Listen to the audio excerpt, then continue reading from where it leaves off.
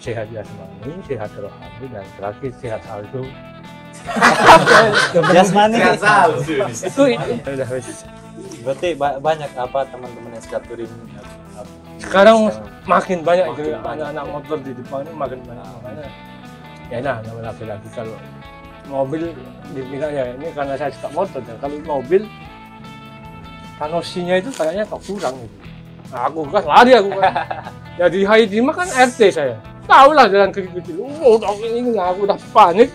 Udah selesai kan dapat di gang kecil anakku malasnya. Wah, papa Thanos kata ya. kita? Ini kami Podcast. Masih balik lagi bersama gua Kemo dan Saya Narimo. dan seperti biasa di setiap minggunya kita sharing tentang pengalaman, tentang cerita yang menarik, dan di minggu ini kita kedatangan temen yaitu Mas Bagong Jatmiko.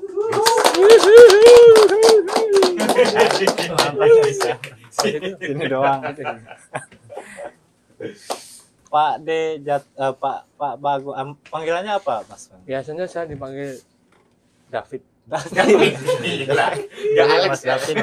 Davidson. Tergantung suasana dan tergantung tanggal. Oh, jadi ini tanggal berapa, Bek? Sekarang tanggal 25. 25. Berarti ini beda nih namanya. Panggilannya apa nih? Habis gajian kan biasanya panggilannya Erick Mas Thohir. Erick Thohir. Luar biasa. Thohir aja ini. Erick Thohirnya Pak Mahmudi, jangan. Oh, jangan, berarti Mas ini aja, Pak D aja lah ya, misalnya biar apa menghormati. Jadi apa kabar Pak D? Alhamdulillah, agak kurang sehat sebenarnya. Kenapa tuh ada gejala? Iya, udah mungkin banyak yang tahu juga banyak yang nggak tahu, memang nggak perlu nggak dipublikasi 2 bulan yang lalu. Bulan 8 ya saya divonis kanker itu. Terus bulan 9 operasi. Operasi pertama 3 minggu, operasi kemudian selesai di rumah 2 minggu, terus radioterapi 1,5 bulan. Total hampir 2 bulan di rumah sakit. 2 bulan. Nyampe sekarang gimana? Udah agak mendingan? Ya alhamdulillah. Alhamdulillah yang paling disyukuri masih hidup. Iya. Itu benar-benar. Kalau apalagi kalau saya selaku orang Sunda, separah apapun masalah, pada kadang untung belum masih hidup. Sama orang Jawa gitu, banyak untungnya. Tabrakan jeger, untung nggak patah, untung tabrakan masih untung. Begitu. Tapi untuk sekarang kondisi gimana Pak? Udah fit? Badannya itu sehat. Nah ini yang sekarang itu kan kemarin diradiasi. Lidah ini masih mati. Mati rasa. Oh, semua yang masuk itu udah nggak ada rasanya. Makan susah. Manis, pahit, asin itu kalau nyampe tenggorokan berasa sedikit. Tapi kalau udah nasi, macam rendang, rawon, soto rasanya sama. Udah kayak makan gabes itu udah pasti. Dai Inggris nih. Hilang semua makanya. Rasa bibir sama istri masih kerasa. Nah itu aku yang lupa. Udah nggak ke situ. Mikirnya udah nggak ke situ. Tapi sebelah aja Pak. Sebelah sini. Jangan aja, udah. Jangan aja. Mahal ini rahang satu ini. Tapi kemungkinan ada sembuhnya gitu nanti. Ini udah sembuh semua. Kemarin ya Jepang memang pas waktu diponis itu stresnya kayak ngeri loh.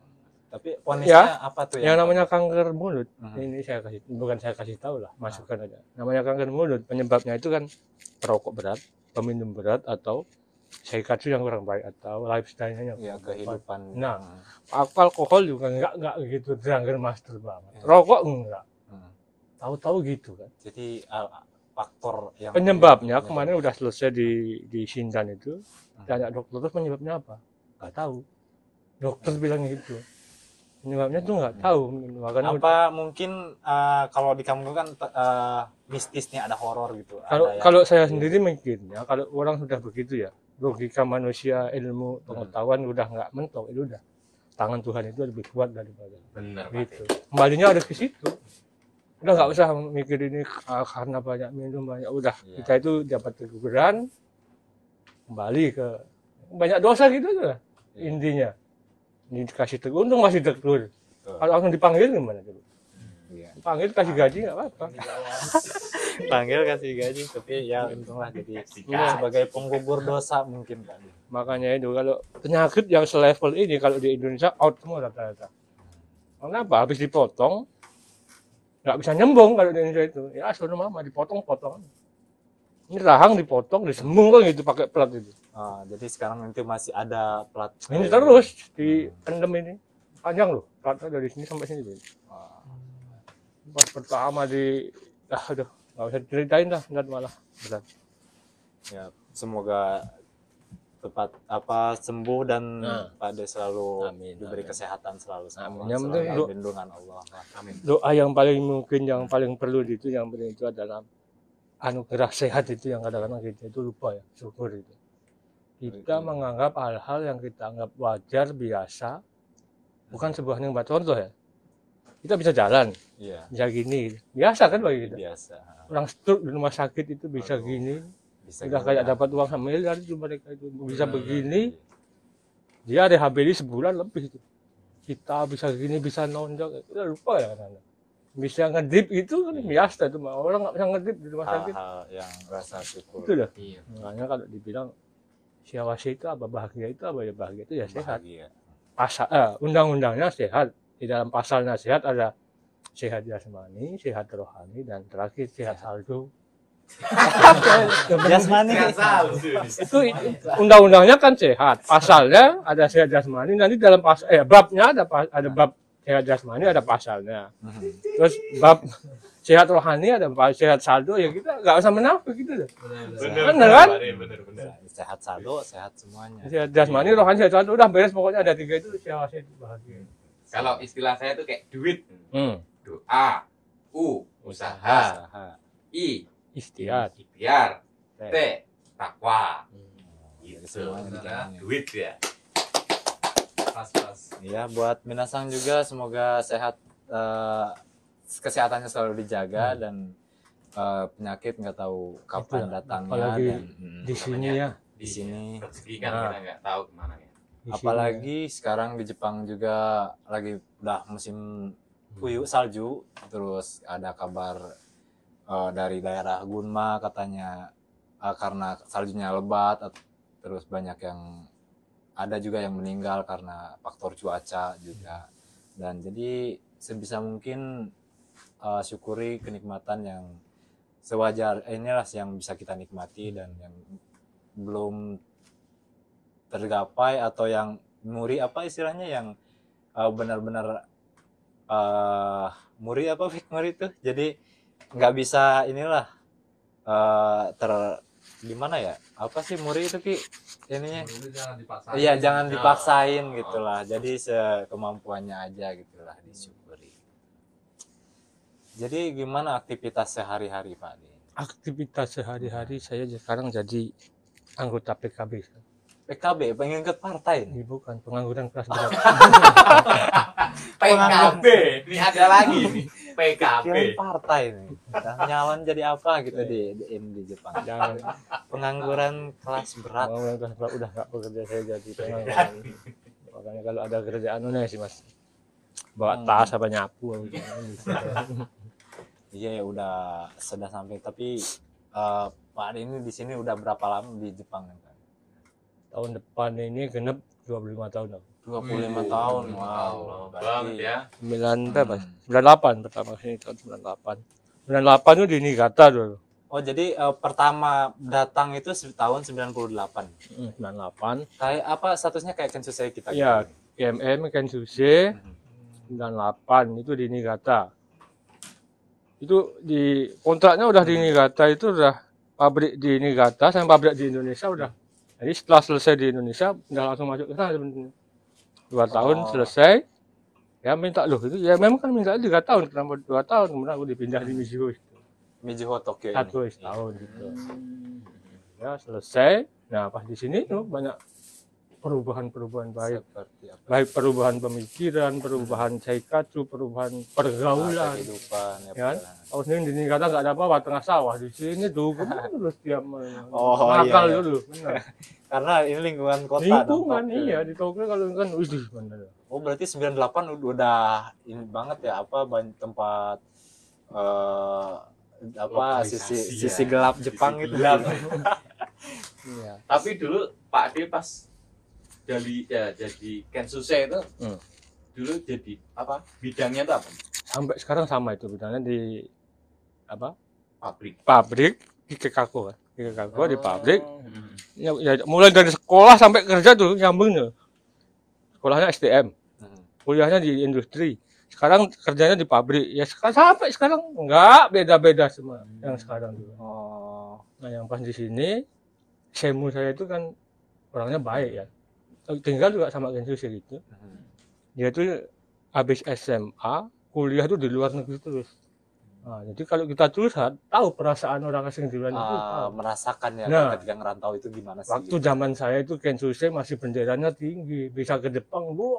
Wah, iya, Pulang ke sesuai. Indonesia semuanya masih Hormat gitu. perusahaan masih nyari, sekarang nyampah di TPS.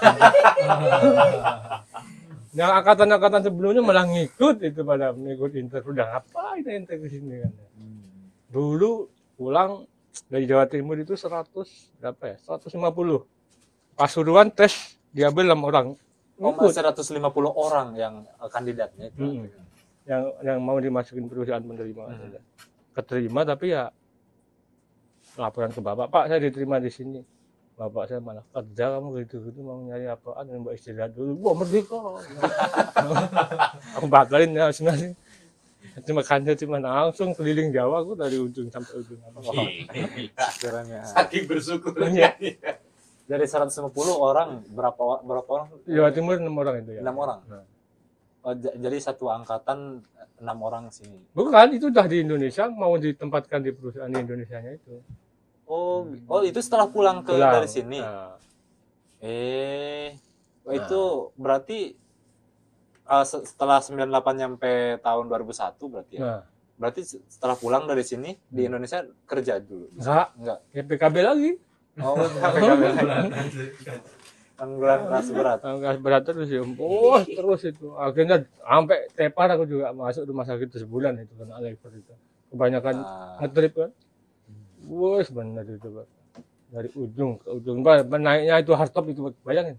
Kalau naiknya mobil sekarang naik hardtop udah enggak udah kayak Ya maaf Pak deh, kayak tadi kan Kensuse kan. Kalau ibaratnya kalau sekarang kan mau jadi Kensuse mau ke Jepang kan kayak sekolah dulu gitu kan.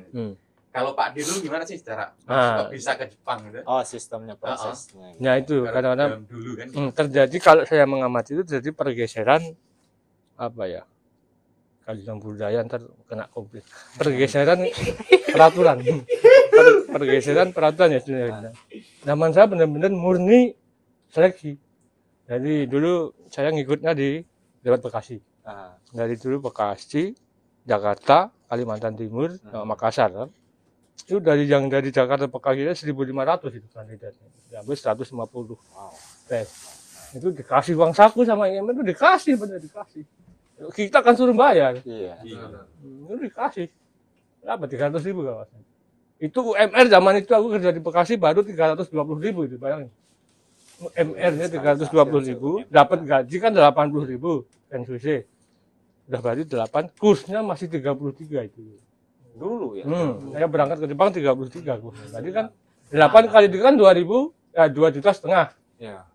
Gaji 320.000, terus ntar dapat di Jepang dapat 2,5 udah pikiran kepalaku, kaya ini aku. Sultan jadi. Bener Sultan, kaya ini 2,5 dari 320. Wes, nah itu. Nah tesnya seperti itu, lolos seperti itu, terus ada pramagang ya sama lah kayak katakan LPK tapi semuanya dimasukkan di CVS semua.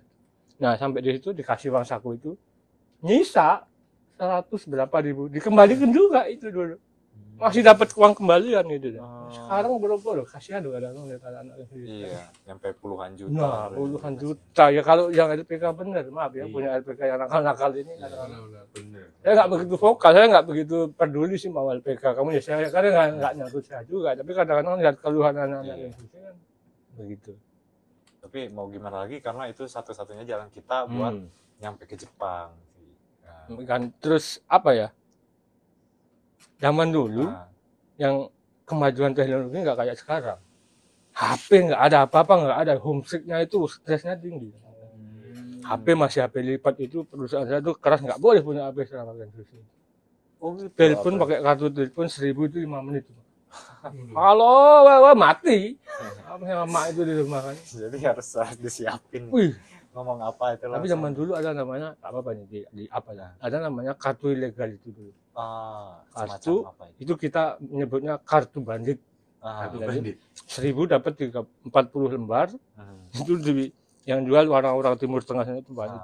Itu ya itu ilegal semua, kalau ketangkep ya bahaya. Itu supaya apa itu ininya? Buat apa? Buat interaksi ke Indonesia. Teleponnya, telepon internasional. Oh, kalau berapa lama itu? kayak Sekali. kalau Ya. kita tuh mungkin kayak internet gitu kan. 1.000 tahun biasanya dapat 1 lembar, 5 menit. Iya. Nah, sekarang 1.000 dapat 1000 40 lembar.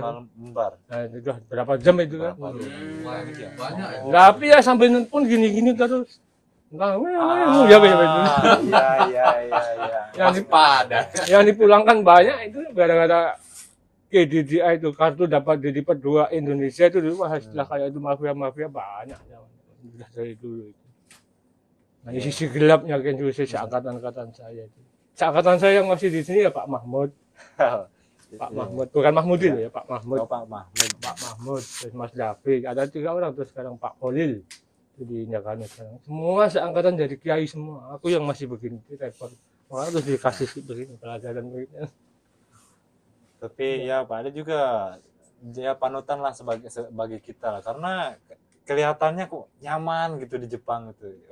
Jangka waktu 25 tahun itu bukan sebentar Oh, gitu. itu mah casing ya doang. Kita baru datang aja Pak. Kadang Sekarang zaman sosmed, Mat. Kita harus pinter-pinter buat casing. Iya. Dari mana datangnya cinta? Dari Facebook turun ke WA. Gitu. Dari mana datangnya kecewa setelah ketemu bentuknya beda. Gitu. Nah, ya, faktor korban aplikasi gitu. Kalau sekarang. Jadi kita bongkar di balik casingnya itu seperti apa Pak. Jadi ini balik lagi ke yang dulu deh. Jadi setelah Kensu saya 3 tahun, pas kan balik ke Indonesia nih, pas pulang lagi ke sini. Nah, ke sini saya Tahun berapa? pas itu di rumah berapa bulan, kemudian saya kan Berapa bulan? ngeplay mengajukan beasiswa ke perusahaan sama ke semu saya yang baik tadi. Iya, Saya mau minta beasiswa ini biar nanti kebetulan di perusahaan itu kan kalau CAD-CAM kan butuh programmer itu. Biar bisa barang CAD. Nah, wis tak urus.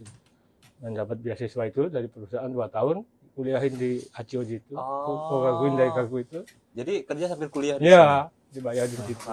Yang penting dapat menkyo-nya programmer gitu. Jepang kan paling lurus ya kalau. Iya. Bisa nggak bisa yang penting kan ada menkyo. Iya. Itu kalau di kita. Coba kamu bisa motoran nggak bisa menkyo, nggak berani kan? Iya, nggak berani. Ada menkyo nggak bisa motor nggak apa-apa, yang penting ada menkyo kan di situ kan gitu. Iya. Sama programmer gitu, yang penting ada menkyo lah. Di sekolahin Memenuhi gitu. prosedur ya. Iya. Udah. Sekarang selesai 2 tahun dari situ, pabriknya kebakaran. Itu pas aku mudik itu. Pas aku mudik balik-balik, kaisan aja nih. Kaget sampai sini. Balik perusahaannya nggak ada. Aduh, kemudian sama satu dikenalin ke satu, yang satu temannya itu. Nah, ini itu tempat sekarang itu. Nah, ini di tempat sekarang itu udah 20 tahun lebih itu. Jadi Pindah-pindah. Jadi tempat yang sekarang ini dari semenjak itu lulus kuliah terus kerja sampai Sekarang itu nggak pindah. sampai sekarang. Tapi ya dulu pernah kerja di restoran juga di Sakura gitu itu. Itu apa? Arbahito. Kerja kerja sampingan. Sampingannya ya. Nyuci piring di restoran Surabaya itu kan ada zaman dulu tahu. Oh iya, dulu pernah ada dengan restoran Surabaya. Di Sakura gitu itu. Zaman dulu nggak ada restoran di Indonesia, yang ada cuma di situ kan. Kalau sekarang banyak ya. Dulu restoran Natsu Yasumi itu 1 hari itu pernah dapat 2 juta itu sehari. Kita yang ngangkatin piring mati dah. Aduh, kerja 6 bulan turun 5 kilo aku. Wow, restoran yang gede, ngangkatin pekerjaan ngangkatin piring. Nyuci segunung udah, mak. Tapi kenapa kan Arbahito kerja sampingan, kan waktu itu gaji gede? Enggak juga. Nggak juga. Itu itu juga 850 itu sejam. Tapi temen-temennya kan orang Indonesia banyak. Ya, enaknya di situ gitu. Betahnya di situ ya. Bisa kayak kumpul gitu. Ya, itu kayak Pak Moha itu juga orang Surabaya kan, Pak Moha beli wayar. di KBC yang itu. sekarang di Kota Bali. Nah, itu teman-teman dapur itu. Oh, dulu ayah di restoran Surabaya. Surabaya, mantan Surabaya semua itu. Oh, sekarang pecah ya? Apa bikin cabang-cabang? Oh, ntar kalau diomongin nggak usah. Bahaya. Oh. Ya pada sukses masing-masing gitu maksudnya. Alhamdulillah ya. Ya, emang nggak selalu bersama gitu. Karena kadang ada apa sih, ada perpisahan juga, ada pertemuan, ada perpisahan. Maka kadang-kadang begitu deh. Kalau kita melihat orang misalnya dilihatnya, wah ini orang kok enak ini. Yang mau mengupas tentang pribadi ke situ itu sedikit rata-rata. Yang dilihat jadinya aja gitu. Rata-rata kan. Wah ini bisa begini. Nggak dilihat belakangnya ngapain sih orang. Ntar jualan sabu kayak apa kan nggak tahu. Oke, jadi Padahal ini itu dikira- yang saya kenal ya Pak Ade ya, Pak Ade nih. Casingnya nih. Wah, ini Pak Ade nih orangnya enak di Jepang nih bisa. Jadi yang buat motivasi saya gitu ya, hobi kecapean terus jadi kayaknya senang-senang mulu. Punya komunitas motor, terus kenal sama orang-orang yang pernah ke atas gitu, hobinya jalan-jalan gitu. Tapi nggak tahu ini di balik case-nya itu seperti apa gitu Pak. Karena kenalnya kan baru sekarang kan ya. Iya. Kenalnya baru 3 tahun, berarti yang 20 tahun kamu nggak kenal aku kan. Yang pas susah-susahnya nggak kenal itu. Pas enaknya berarti. Iya. Dulu saya pas waktu habis kuliah, habis selesai kerja itu saya pernah punya online shop itu. Di Jepang. Di Jepang itu aku sama orang Singapura satu, orang Jerman satu, sama orang India 2 itu. Bikin grup bikin online shop. Dulu jualan HP dan perangkat komputer dan servis semua itu. Namanya HP Mania. Dulu anaknya nggak kenal HP Mania, nggak ada lah. Iya, nggak tahu. Itu saingannya dulu sama Mbak Gita Trading itu aja. Oh, Gita Trading Nah, ya. itu saingannya cuma itu dulu, yang terbesar HP Mania sama itu yang Gita Trading. Kalau udah trading cuma jualan. Kalau saya mulai servis, jualan, aksesoris semua itu. Itu saya buka online di Yahoo. Kalau Rakuten nggak mahal. Yahoo, Amazon, saya buka itu semua di situ kan. Itu peaknya tertinggi itu tahun 2013. Itu benar-benar kan lagi boomingnya kayak smartphone kayak itu kan. Banyak edisi terbaru terus. Nah, itu ya gitu, bisnis sama orang Cina ini yang ngeri-ngeri sedap. Kita kan minim modal. Mereka itu kalau bisnis orang-orang kayak gitu, waduh. Mau kita juga ya. Mas, gimana? Mas, apa? Kita beli HP. Berapa biji, Pak? 400. Gila. Mas kan. Enggak laku gimana nih? Laku ya bisa beli. 3 hari habis loh. Orang Cina itu linknya. Ternyata setelah saya selidiki, orang Cina teman saya satu itu, dia punya online shop juga di Cina, masuk 5 besar di sana. Wih. Itu anak ini padahal kuliah di Niigata itu S3 jurusan kimia loh. Jualan HP sama aku. Sekarang mah jualan besi di Nerima itu. Ngapain? Jualan besi. Tapi justru waktu itu target pasarnya orang-orang Indonesia juga. Orang Indonesia. Emang waktu itu kebetulan banyak banget gitu orang. Banyak loh itu. Ya sekarang kita buat itu satu tahun ini untuk aku sendiri 1 tahun itu bisa jual sekitar 1.300 HP. 1.300 HP dalam 1 1 tahun. 1 tahun. Setahun. Setahun 1.300 HP itu kan masih manual saya tulis gitu. Servis semua dibayar enggak.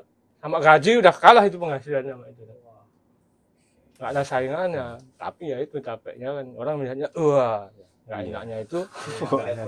Nah saya handle sendiri itu semua kan, transaksi semua. Baru pertama belajar kan, keluar iPhone yang paling pertama generasi 3G itu. Baru transaksi udah ketipu. Gimana itu? Ya kayak Indonesia gitu. Beli, udah dibayar, barang nggak datang. Udah kemana-mana udah Mbak Sabeta kalau ini ketemu orang Jepang nggak baca iya. Wih aku udah dari situ peranan istri yang nguatin, ada istri yang menguatkan. Oh dari di sana udah berkeluarga. Udah aku pas udah di Haji Mas itu. Udah setiap hari daerah seluruh kan udah ketipu banyak itu. Kalau kamu bisnis kayak begitu diterangin sama istri. Kalau kamu bisnis kayak begitu itu kamu kalah sama kamu sendiri gitu. Kalau bisnis kayak begitu ya anggap aja itu biaya sekolahnya kayak begitu. Ya biaya apa ini kepala pusing. Rugi besar ya Pak. iPhone 3G yang pertama dulu 40.000 60.000 satu loh. Beli 5 biji udah 300 kan. Nggak datang, aduh.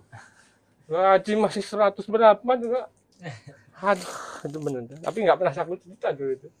Orang tahu kan bang, ya udah. Terima kasih kalau melihat yang Berat bagus. juga resikonya, iya. Ya, gitu aja. Itu berjalan berapa lama? Lama itu selesai itu saya aku matiin semua itu udah capek kan. Kondasinya udah dalam artian kalkulasi. Duit nggak pernah lihat kalau di Jepang kan kita nggak pernah lihat duitnya, cuma tahu angka doang. Udah dapat, misalnya udah dalam kalkulasi aku jadi udah nyaman.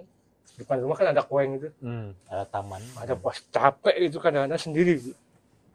Kerja kayak gini itu terus bodoh apa sih ya? Itu ya. Ah, Dimakan paling juga nyisa ini. Akhirnya gitu. Oh ya habis cukup lah ini kayaknya kalau udah dikembangin udah habis itu setiap sore itu. Karena kalau udah kena transaksi kayak itu ada namanya apa tahu nggak berkaholic gitu. Berkaholic. Apa itu? Berkaholic itu kadang-kadang kita kalau nggak kerja badan malah nggak enak. jadi karena terbiasa kerja. Biasa gerak gitu kan. Kerja di pabrik jam 1 sampai jam 8, jam 7 sampai jam 8 sampai jam 5. Pulang transaksi sampai jam 2 malam. Tidur pagi gitu sirkulasinya. Besok mau Sabtu Minggu mau jalan lah sama keluarga. Malah Sabtu Minggu malah gitu tuh. Ini kan berkaholic kayak gitu. Akhirnya ya itu makanya ya bodoh apanya gitu. Akhirnya terus itu ya semua wis lah. Mau tutup semua itu 2015 kalau nggak salah udah aku tutup semua. Sekarang masih banyak yang nanya Pak masih yang HP enggak Bu udah libur. Masih ada ini. Masih banyak aja ya. Panjang juga ya. Itunya apa? Tapi penghasilannya, tapi kan lumayan juga itu. Itu ya bisa dibilang bisa kaya dari situ. Iya. Ya itu memang untuk di Jepang ya bisnisnya di Indonesia di Jepang ya begitu. Tapi ya capeknya itu. Ya, tapi alhamdulillah lah bisa ke situ apa namanya belajar banyak dari situ. Orang nggak pernah ada yang tahu ya anak-anaknya sekarang itu dulu. Dan kalau yang generasi lama udah tahu lah HP mania ini. Itu udah apa keluarga di itu istri Pak Ade berarti orang Jepang. Nah itu udah punya anak satu itu waktu itu berkaholic. Pak Ade dari tahun berapa menikah? Menikah itu pas Piala Dunia itu 2002. 2002. Oh berarti masih baru setelah pulang dari Indonesia ke sini dong ya? Aku memang masih Kensusi itu planningnya ingin nikah umur 28. Terus punya anak satu pertama cowok. Kedua itu semuanya sudah di planning dan sama usia lah itu udah dikasih. Kitanya yang nggak kurang bersyukur gitu kadang-kadang. Ini hal-hal kecil gitu kadang-kadang. Beratnya kayak orang Jawa kan menungso. Iya. Menurut dosa. Kan dosa. Iya. Itu apa tipsnya Bang? Pengen nikah sama orang Jepang katanya. Kalau sekarang kan lebih gampang. Ya. Pakai micet. Kasih dong. Dari Jepang juga. Kalau zaman sekarang tinggal di Tokyo bilang gitu, wah bahaya kamu itu. Tidak tahu. Micet bro. Tidak tahu. Ini. Tapi jodoh. Masa kamu sempat ke jalan retok aja ada gandengan kamu enggak?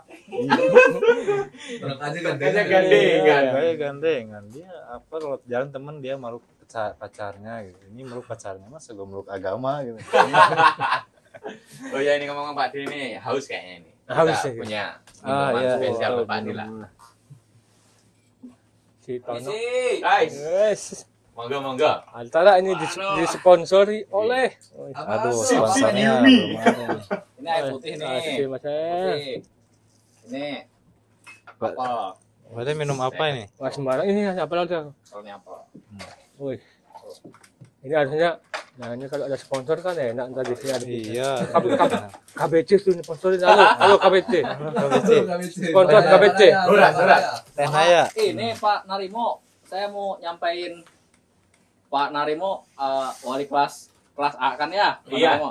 Itu anak siswanya sindir-sindiran mulu itu kayak pantun-pantun gitu. Sindiran gimana? Sindir-sindiran jadi kayak pantun terus nyindir kayak ya nggak ujungnya nggak jelas gitu kayak sindir-sindiran wibawa ngebawa kesuksesan gitu. Itu saya ngedengarnya pusing gitu. Pak Narimo itu gimana toh? jadi nggak enak ya kita. Iya kan, padahal kita di sini sama-sama belajar ya, gitu kan. Tanggapin pakai pantun dong. Iya. Kaget banget, bahaya ini. Itu kan kayak ada orang daerah mana gitu kan. Gimana pantunnya kayak gimana? Ya kayak apa? Naik ke dongdong katanya gitu kan. Naik Cakep. gitu. Naik ke dongdong, naik buah merica katanya. Cakep. Padahal itu bukan buah-buahan semua gitu kan. Kayak gitu. Malesin dong. Aduh, pokoknya udah enggak. Balasnya kayak gimana? Balesnya ya ikan hiu makan permen. Iya, Cakep. Fuck you man. kayak gitu. Itulah pokoknya tolong urusin lah ya kayak gitu. Jangan sampai kita kan sama-sama belajar gitu di sini kan. Ngapain takutnya ada hal-hal yang nggak diinginkan di luar pelajaran sekolah gitu Pak Narmo ya. Apalagi di TikTok itu kadang-kadang lucu-lucu kan ya. Ada anak-anak Kensu apa namanya mengajari bahasa Jepang tapi dengan etika yang kurang baik. Oh. Berlagaknya kalau bahasa Jepang doya kau sudah ora maera nihongo bego shiro misalnya kan. Temanya itu kalau mau ngajarin ya ayo belajar bersama. Itu bagus. Iya. Kita harus bisa sharing. Tapi kelihatannya itu kalau namanya bahasa Jepangnya uemeshing, kita lihatnya dari atas begini. Oh. Yang lihat enak juga, gede juga Iya. kadang-kadang. Bahwa itu di TikTok banyak aku melihat. Banyak yang gitu ya. Yang nggak aku komenin lucu-lucu aja wis. Ya gitu. Masih anak-anak kan nggak apa-apa. Ya udah paling gitu saya mau ke ruang BK lagi Pak Narimo ya. Apa Siap, BK? siap. Pusing saya ngurusin anak buahnya itu sindir-sindiran mulu itu. Ya, Pak Narimo ya. Oke, Ya, siap. Hati-hati ya, Pak. Mantun, Makasih Wan. banyak, Bang. Terus, Pak De, kampanye dulu kita. Oke, sampai. Bukan ini, bukan minum. Sampai dulu nih. Oke. Nice, sampai. Sampai jumpa lagi. Belum. Sampai jumpa lagi dong.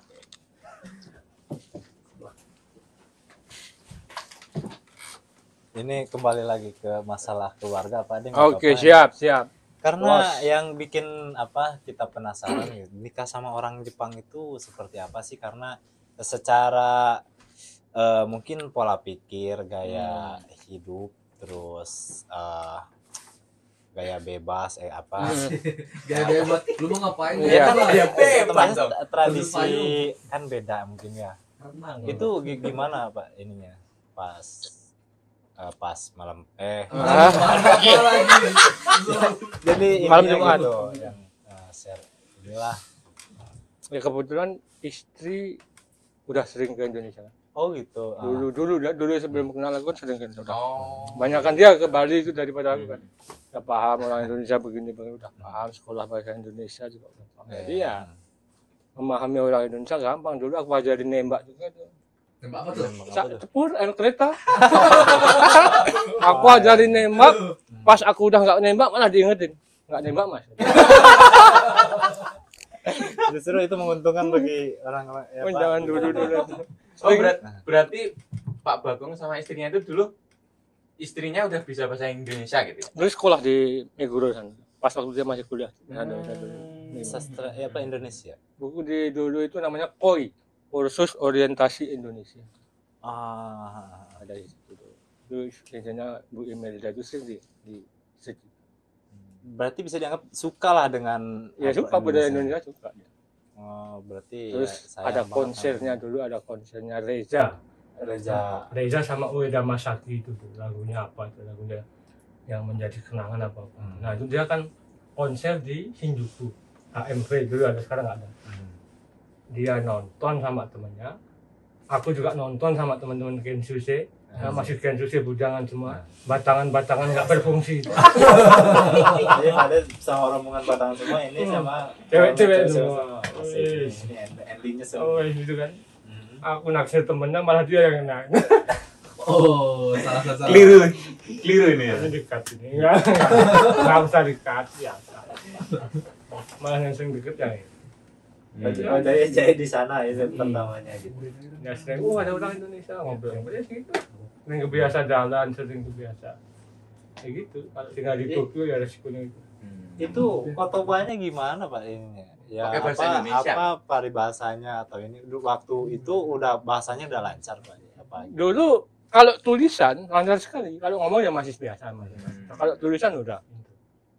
Bahasa tulisan, bahasa Indonesia kan perlu pendengaran yang ini. Benar juga ya. Berarti enak dong dulu Pak D kalau pas ngobrol sama itu? Teman curhat ada. Tapi kalau sekarang udah kalau mau cari cewek Jepang susah itu ya udah terlalu anak-anaknya yang kurang bergaul lah kalau zaman sekarang udah zaman medsos. Iya. Iya. Orang bisa sekarang. lebih terbuka, zaman dulu masih orang Jepang lihat orang asing takut kan masih. Apalagi kalau dan- sekarang kan kita pintar ke Jepang gitu kan. Ini Mereka cepat itu banget takut cari. karena apa, Pak? Emang Budaya, kan? Budaya.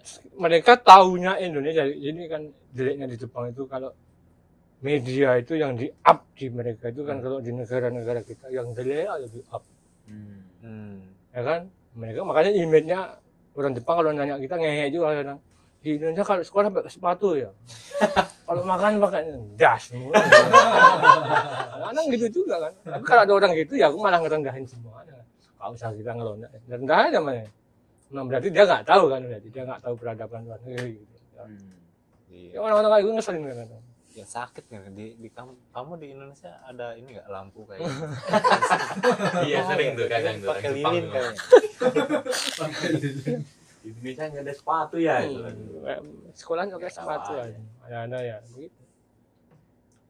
Berarti sampai sekarang lama tinggal di Jepang terus apa deh? Ada karena keluarga semuanya di Jepang gitu.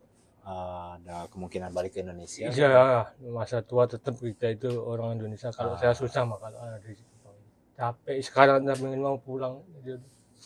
Yang terpengen itu tadi loh. Sehatnya 3 tadi kan. Iya. Mana rohani saya tahu udah beda.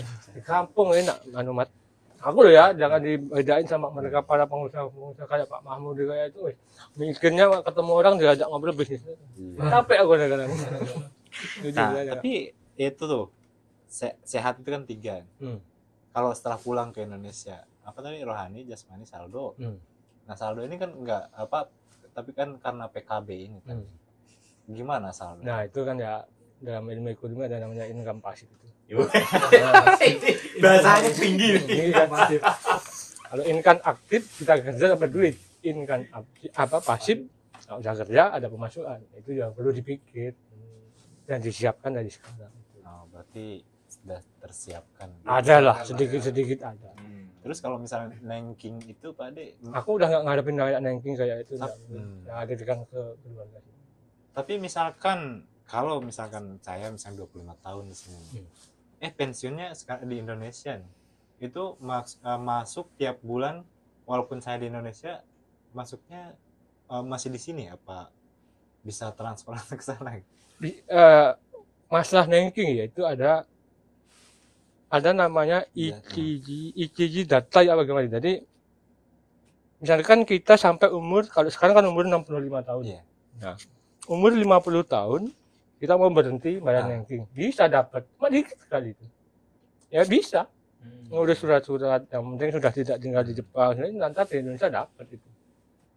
Ada prosedur kayak gitu. Kan sekarang apa namanya? Yang tukang ngurusin gitu kan banyak. Yoda ya pas segala macam. Nah, itu udah yang apa jasa nengking So, yang Indonesia Exalta, banyak. itu kan banyak kan?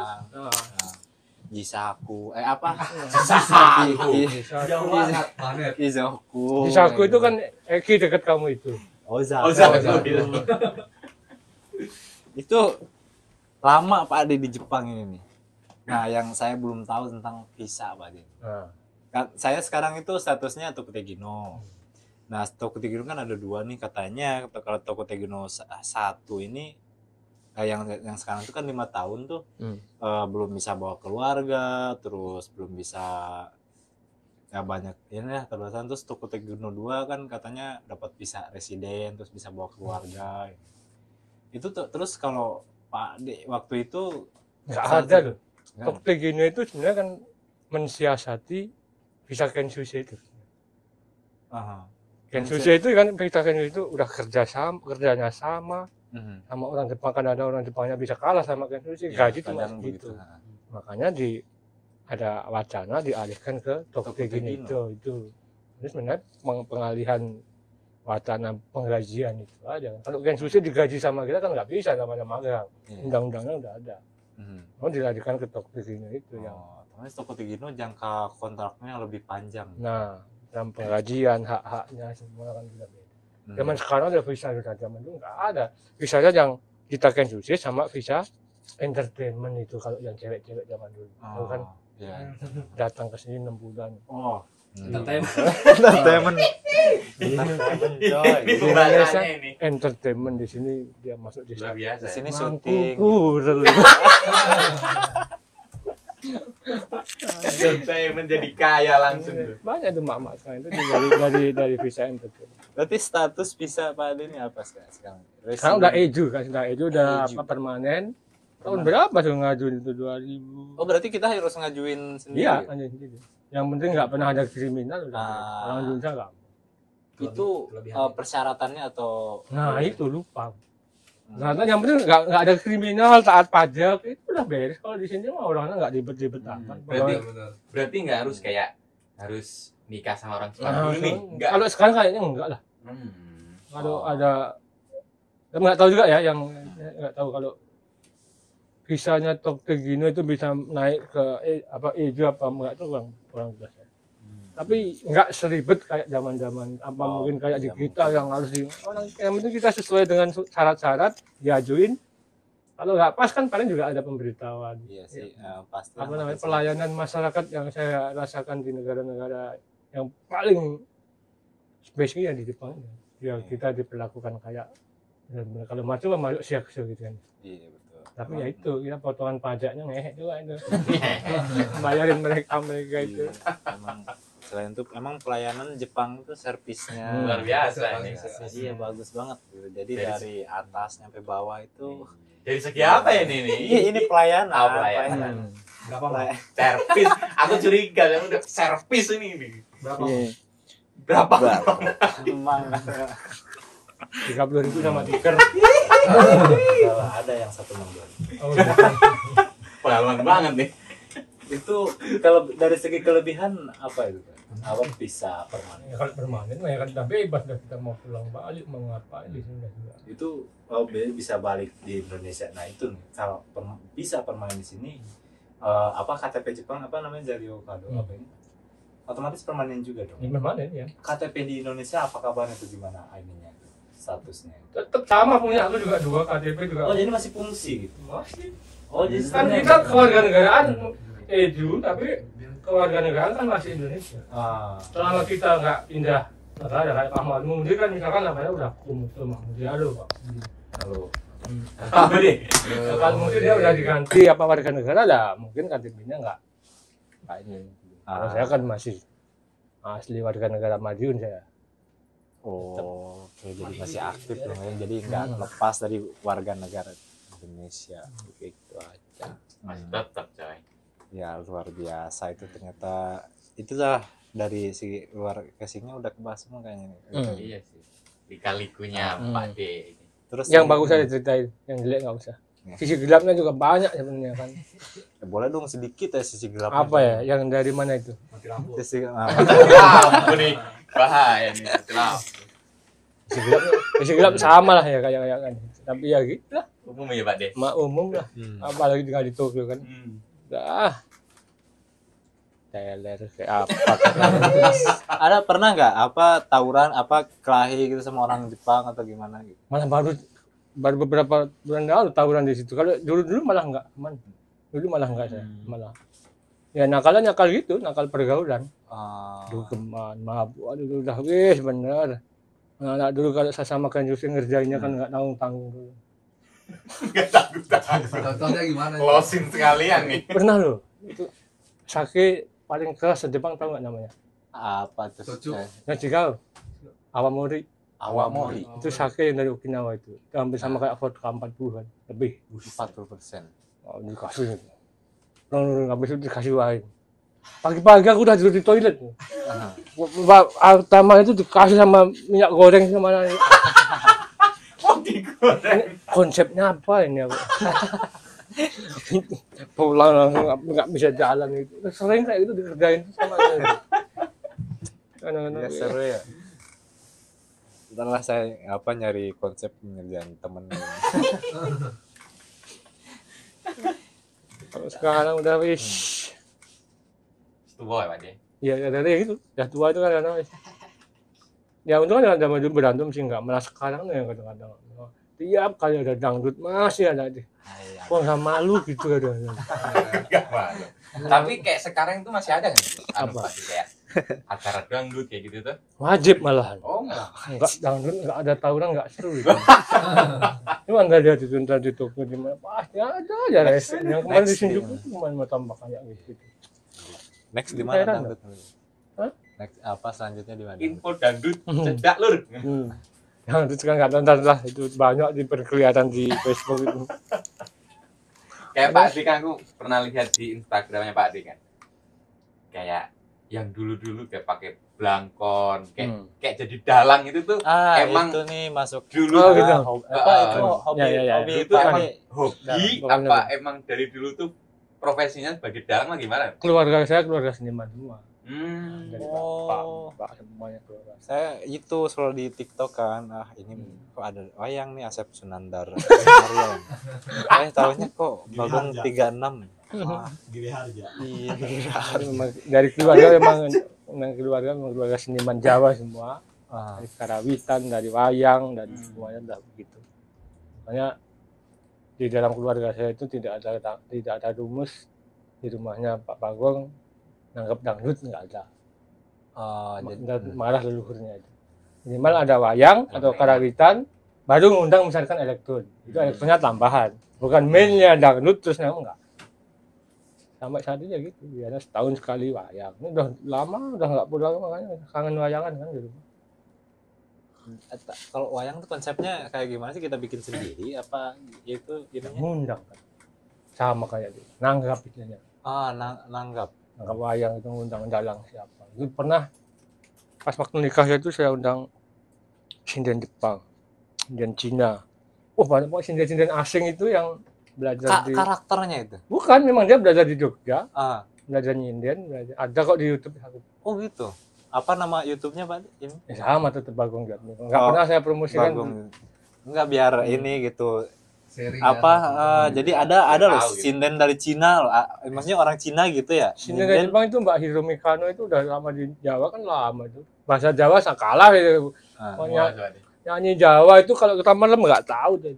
Pernah diundang Kik Andi juga kan? Oh, kayak dia di Metro. Nah, Hiromi Kano itu, bahasa Jawa, nyanyi Jawa itu kita merem gitu nggak tahu kalau ini yang nyanyi orang Jepang itu nggak tahu. Pinter pol wes bahasanya basa Jawa titik itu. Udah kental ya Hatsuongnya itu ya. Yang orang-orang yang lain kayak orang Hongaria, yang orang itu masih bahasa Indonesia kan. Jawanya nggak sepintar Mbak Hiromi. Itu cara menikmati genre apa wayang itu gimana Pak? Kalau di kalangan kayak anak muda kayak saya Susah. kita nih. Kalau cara menikmati di kalangan muda, wayang adalah entertainment kan. Kalau kita kasihkan cerita yang pakemnya, misalnya, judulnya misalkan Patih Kumbu Karno matinya Kumbu Karno misalnya. Nggak tahu pasti 100%. Kalau filosofinya tahu, yang terpenting kan dari kalian kan nanti ada Punokawan, Semar Gareng Pitu Bagongan, terus gitu. Nanti ada dangdutan, ada wayang, udah itu menikmati wayang kan era modern kan seperti itu. Makanya kalau ada wayang sekarang, cerita pakemnya mungkin 1 jam 2 jam, habis itu hiburan semua. Kalau zaman dulu kan enggak, jam 9 mulai subuh baru selesai. Iya. Lama gitu ya. Wih, sampai subuh itu cerita gitu, mantap. Aku yang orang Jawa nggak tahu juga sedikit, pakai bahasa kayak gitu kan. Padahal saya sendiri juga orang Jawa, tapi kalau dengerin kayak wayang itu kadang nggak tahu bahasanya apa nih gitu. Apa yang dibicarain nggak tahu, alur cerita nggak tahu. Itulah. Ada contoh nggak bahasanya yang Jawa kluthuk ibaratnya Pak. Usah ini. Nanti saya up di TikTok. Bagong 36 pada ya. Bagong 03. Bagong 03. Kenapa 03 nggak tahu, nggak nanya kamu? Kenapa? Kenapa nih Pak Riko? 03 kode telepon tuh kan 03. Kontak apa? Kode apa? Kode telepon kalau mau telepon kode wilayahnya kan 03. 03. Mereka dinyangkut ini kalau ada HD ini 03 enggak. Saya bukan anak HD. Ya ini ngomongin Harley nih Pak Deni. Kirain nomor anggota 03. Iya kan. PDI dong. Ini nih masuk ke apa hobi juga nih kan Pak Adi punya komunitas Harley. Bukan Jepang Ini loh. perlu diluruskan sebenarnya. Gimana? Kalau hobi banyak ya, kayak hobi pertama yang hobi dari kecil memang main bola kan. Memang suka sekali main bola dari kecil wes main bola. Waktu-waktu zaman Kensu ya sering ke tempat ikut futsal pada gitu. kesempurnaan Pak siapa Hakim itu dulu. Pak Hakim. Kandidatnya dulu. Pasti ketemunya sama Nishio apa itu masih ada kan itu? Nishio Ibaraki itu ya. Sering masih ngikut ke situ. Wah, ini musuh bebuyutan dulu kan. Dulu namanya kita FC Nusantara itu ya. Punya tim ternyata. Punya bendera masih ada di rumah, Mas. Itu futsal itu. Nah, terus masuk ke dunia kerja, ada bisnis. Pertama, ini kalau ada motor ya enak ini kan. Belum punya mobil, belum apa kan, ada motor. Terus ambil SIM motor kecil itu yang 50 itu. Ikut tes, aku udah nggak kiri kain nggak apa, ikut Di tes. Jepang itu. Lulus yang motor, beli 50 cc yang kedua gitu. Namanya manusia itu memang nggak pernah ada puasnya. Punya 50, wah ini kalau buat dikit lagi, misalkan 100 apa 110 buat goncengan enak. Ambil SIM, 125, lolos lagi. Beli 125, udah punya anak itu beli itu Yamaha Signas itu. Kalau di kita apa Beat apa gimana? Beli itu, wah itu lucu pengalaman. Punya motor itu, goceng anak aku. Pas papasan sama polisi mungkin sih aku langgar diteriakin kan. Mana baikku teman kelas saya itu. Wah majik kayak, nah, aku gas lari aku kan. Ya di Haidima kan RT saya. Tahu lah jalan kecil-kecil. Udah ini aku udah panik. Udah selesai kan dapat di gang kecil anakku malas nah. Wah, papa tanus kata ya. Kita yang dikejar-kejar loh. Aku udah pucet. Tanus kata ya. Pakai anu. Nggak tahu nya yang di depan itu panik. Tanus kan kamar dulu. Tuh. Ketawa itu deh. Akhirnya saya tak tuntun sampai rumah kena lolos itu. Dari 150 cc. Ini 125 itu. Oh, saya ya, 125. Habis 125. Wah, ini 125 kan nggak bisa masuk tol kan. Wah, ini Iya, 125 wis. Naiknya lah. Dari Jakarta biar masuk tol. Naikin yang tes yang 400 cc lolos. Beli Ninja aku kan. Belum. Suzuki apa itu? Suzuki itu bukan Suzuki yang panjang yang Matic yang panjang 250 itu. Skydrive gitu. Kayak Skydrive tapi yang generasi sebelumnya yang pertama itu bukan Magna bukan apa lah pokoknya. Majestic. Majestic Yamaha dong. Oh itu mah ya. Majestic Yamaha pokoknya kayak Skywave tapi yang panjang yang 100 2 meter itu panjang. Enak pendek gitu. Habis itu udah masuk tol udah bisa ini kan. Tapi Matic. Mengconya Matic kan. Kok Matic sih? Ya, masih kurang lagi ya. Oh beda ya Menkyu. Beda kayak mobil juga beda. Kok Matic sih gitu. Akhirnya dari Matic kiri kai ikut tes lagi yang 400 cuma yang manual lolos. Habis Matic terus beli Ninja itu 250 tahun 2014 itu. Ninja teman lama itu Ninja udah turun kemana-mana.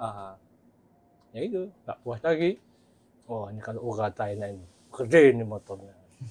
Terus gitu aja terus kan. Habis Ninja terus kemudian pertama itu sukanya kan Kawasaki, habis Ninja terus Estrella 250 itu motor apa retro dulu itu kan. Nah habis itu punya Estrella ini terus ngumpul sama anak-anak klubnya Harley. Waduh, saya punya 250 bro, kiri kanannya suaranya kayak beledek gitu, mati aku. Panas ya. Itu touring sampai Hakone di sana. Waduh. Itu belum punya Ogata kan? Akhirnya terus ini mau nggak terima di sini. Akhirnya ikut tes lagi, lolos lagi kan yang Ogata udah. Nah itu terus beli Harley. Jadi saya itu bukan anak-anak dibeli Harley cuma ya kepengaruh aja sama mereka. Saya itu suka motor-motor klasik, motor-motor retro. Kan Honda ada CB, Yamaha ada SR. Kawasaki ada Estrella udah punya sih, CB belum. Cuman Honda punya Legendnya, punya Super Cup udah ada kan. Punya Harley kayak gitu, kan dipikir loh Harley apa enaknya itu. Cuma menang status sosial. Motornya udah enak belas. Sorry. Orang HUG.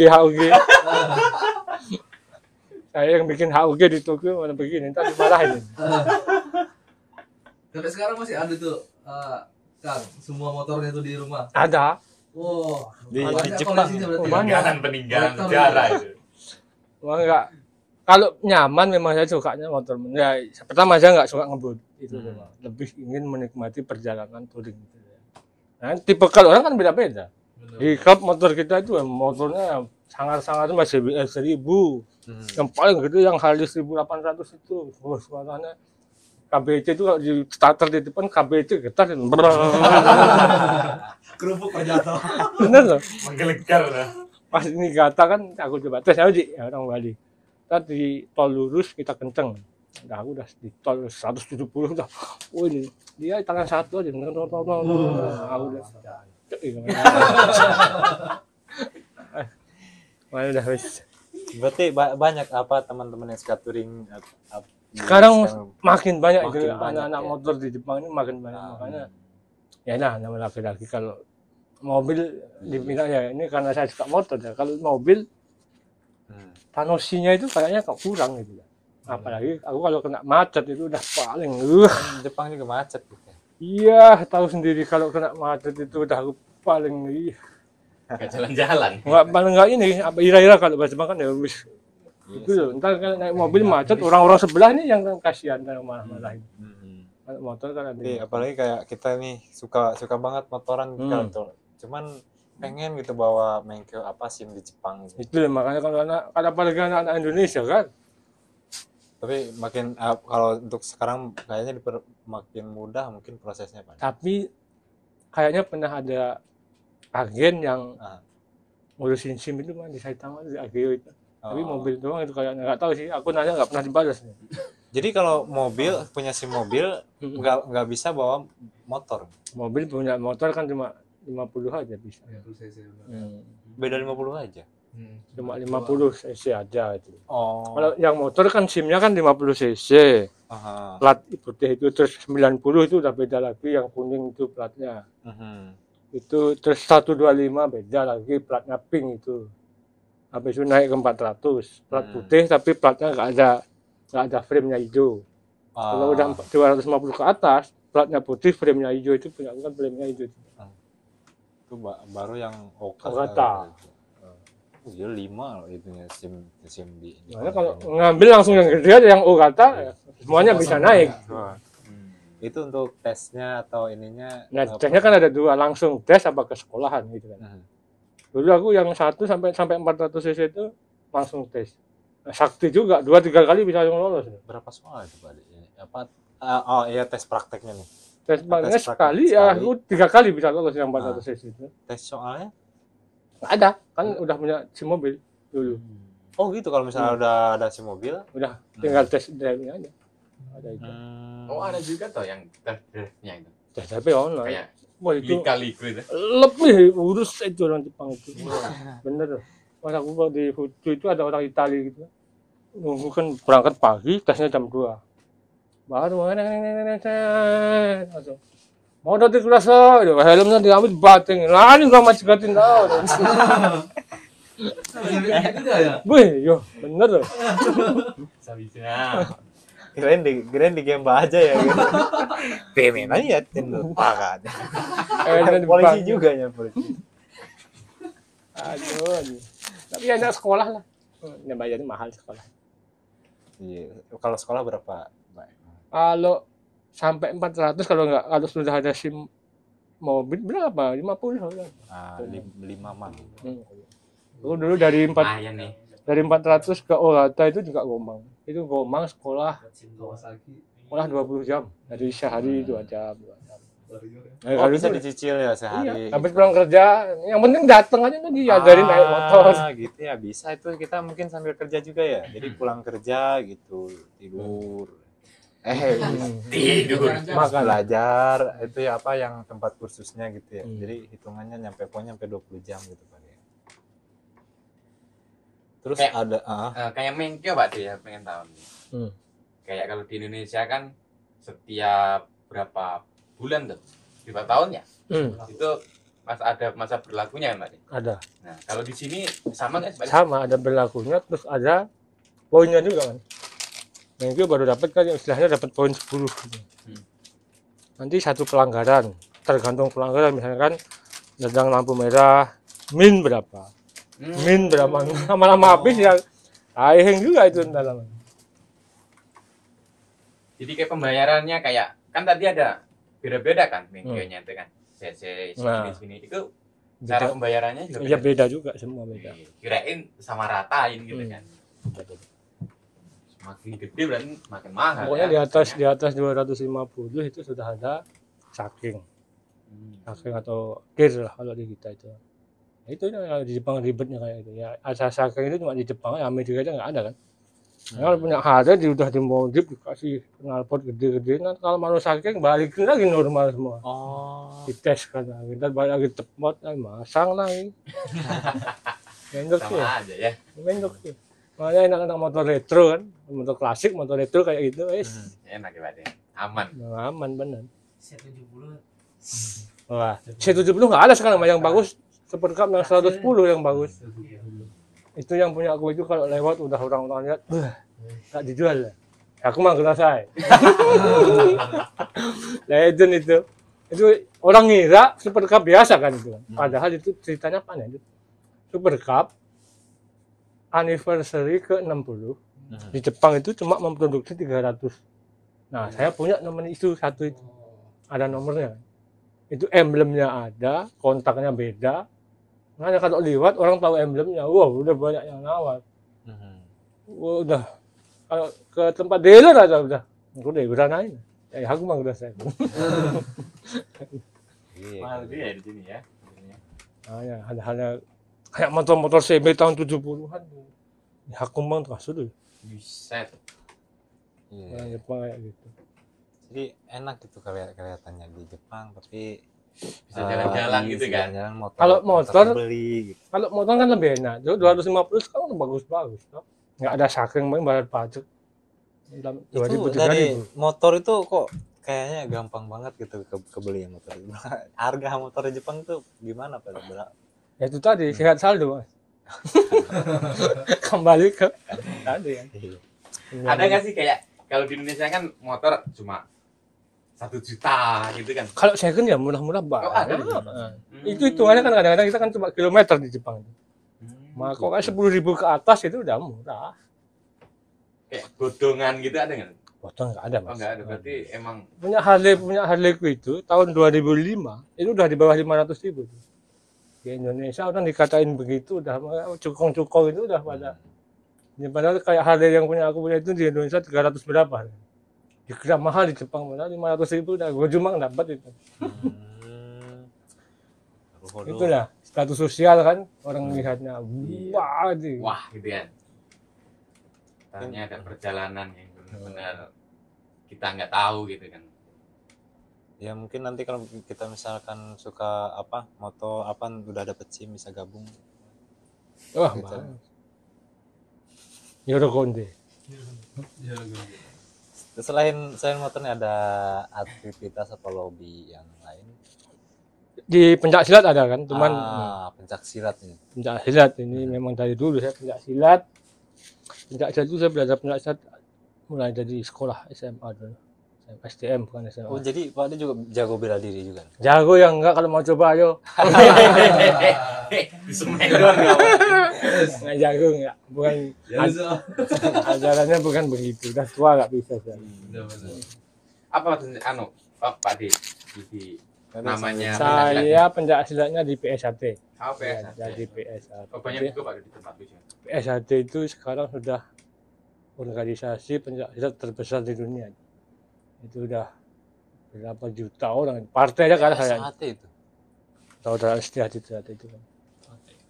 Sumbernya pencak silat Setiahati. Nah, kita ada Apa singkatannya Pak? PSHT Persaudaraan Setiahati Terate.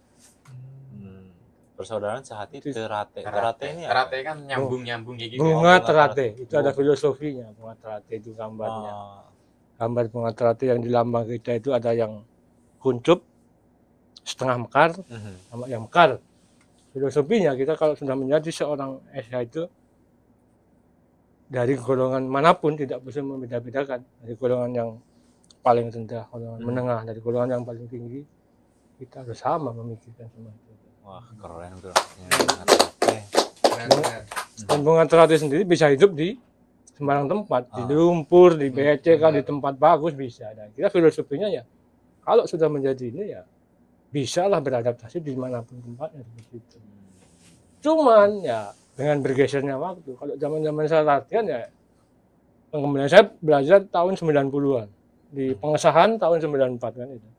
Latihan masih latihan zaman-zaman, wih keras itu kan. Masih keilmuannya masih bagus. Sekarang udah ya maaf aja agak beda. Beda jalur, bukan beda jalur, sudah beda pemikiran. Yang penting saya bisa menjadi anggota lah. Oh, itu dari kapan awal berdiri di Jepang itu?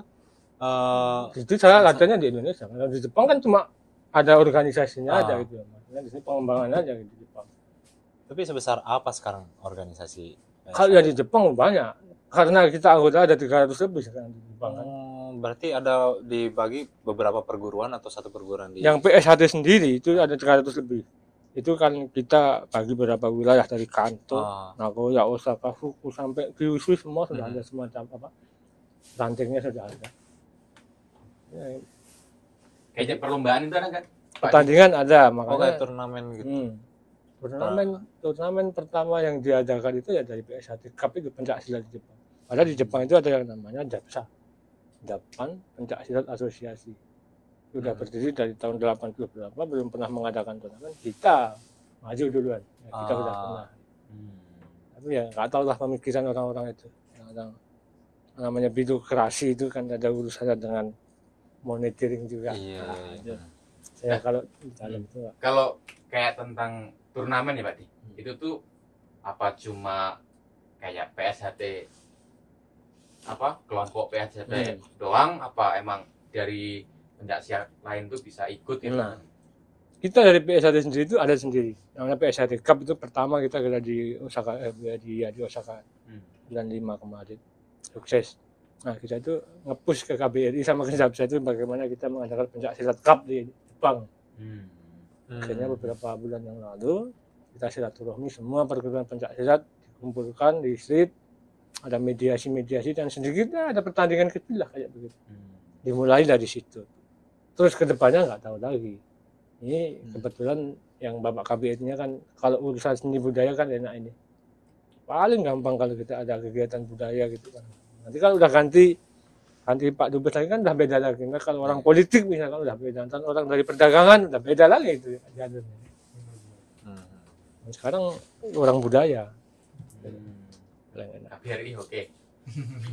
Terus gimana tanggapan kayak orang-orang Jepang kita mengangkat budaya pada mereka pas dari segi pencaksilat ini? Banyak yang tahu mah tahu, yang nggak tahu ya kadang-kadang kalau dibilang namanya Dento Bungka atau kebudayaan tradisional, kalau pencaksilat itu Bujutsu namanya. Mereka lebih mengenal yang namanya Muay Thai. Mereka lebih mengenal namanya Kungfu. Mereka lebih mengenal Tai Chi, Wushu. Pencak silat itu apa? Pencak dan silat itu pengenalan itu masih susah. Jadi yang kenal lemah kalau persentasenya di depan itu 5%, nah belum ada kayaknya. Kalau namanya bela diri pencak silat itu ya susah juga ya, target kita nggak ke situ-situ banget lah. Mau kenal ya syukur, nggak kenal ya ya nggak usah terlalu. Rata-rata kalau di kalangan muda atau ini banyak yang ikut partisipasi untuk pencak silat itu rata-rata mereka untuk apa gitu Pak? Untuk kesenangan, untuk jaga diri atau macam-macam ya itu. Kalau dari yang saya lihat dari PS1 sendiri kan anggotanya udah terlalu banyak, apalagi di Indonesia ya. Wah, udah di setiap kabupaten hampir di seluruh Indonesia itu cabangnya udah dapat 300 berapa sekarang cabangnya kan di Indonesia itu. Iya. Kadang-kadang mereka ikut cuma buat gaya-gayaan. Kan. Kalau ada dangdut, udah ada dangdut pasti mereka bawa Bendera. Benar-benar. Saya lihat itu. Ngapain gitu. Saya itu kadang sebagai orang tua itu ya, aku bilang ngapain kamu begitu, tapi dulu aku juga gitu. Saya enggak gitu lah.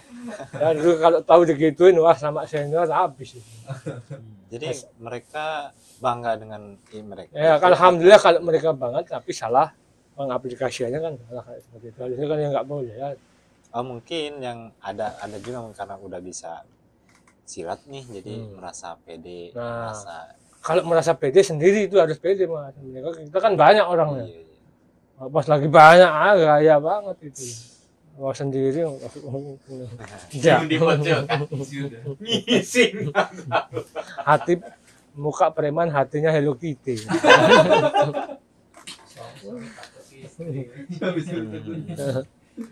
Ya, nggak bisa gitu.